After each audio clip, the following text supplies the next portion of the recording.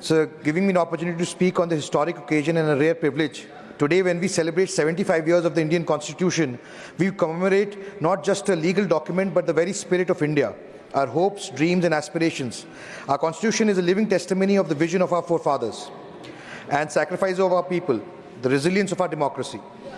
Sir, it has weathered many challenges, including deliberate attempts to undermine its foundation, yet stood firm as the bedrock of justice, liberty, equality, and fraternity.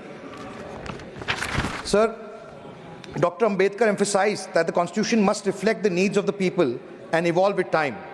Political democracy cannot last unless there lies at the base of it social democracy. What does social democracy mean? It means a way of life which recognizes liberty, equality, fraternity as the principles of life. Sir, Dr. Ambedkar warned the Assembly on 26 January 1950. He said, "We are going to enter a life of contradictions. In politics, we will have equality, but in our social and economic life, we will have inequality. How long shall we live this life of contradictions?"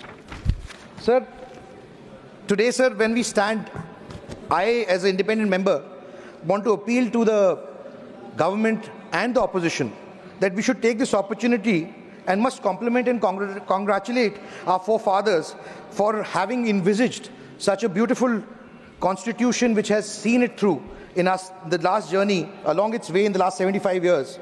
And I'm reminded of a quote by the then Prime Minister of England, who said, "Power will go to the hands of rascals, rogues, and freebooters. Indian leaders will be of low caliber and men of straw." So today, when we have completed 75 years and our economy has become the 5th largest economy, on the way to becoming the 3rd largest economy in the world, it is a befitting reply to those who thought that the Constitution will not befit Indians as a country and our caliber was undermined. So democracy is an evolutionary process. There's no finite point in democracy. We strive towards an optimum form of democracy. And the Constitution is a guiding force for that. And that is what the Constitution has given us.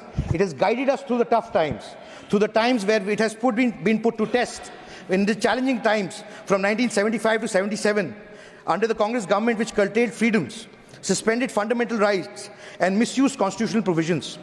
However, the people inspired by Constitution, promise of liberty, did overthrow the authoritarian government in 1977. Sir, there have been umpteen instances. I have very limited time. But, sir, I would just say that the underlying principle of the Constitution has been to protect the vulnerable sections of society, whether they are scheduled tribes, Dalits, or the economically weaker sections, and it goes to the extent that there should be positive discrimination also, if required, and especially in the case of women.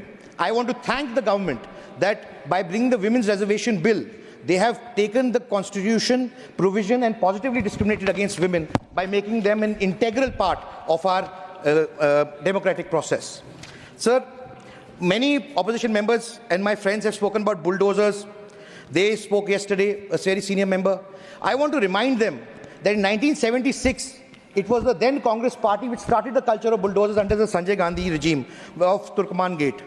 They spoke of one nation, one election. Sir, as if there's some sort of a ploy to destabilize the election process. So for 15 years, from 1952 to 67, including the time when our forefathers had started, that was the norm. Until it only happened that subsequently when the Congress regime decided to change that apple cart.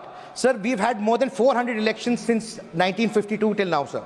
Out of which 200 elections took place in the decade of 70s and 80s, which was the most unstable political period in our country and costed us very dearly, because this was the time where economically we fell behind countries like China and were not able to come out of it. Sir, thank you for giving me an opportunity to speak on this historic event. I wish that we in unison can appreciate the Constitution and celebrate it. Thank you very much. Honorable Home Minister.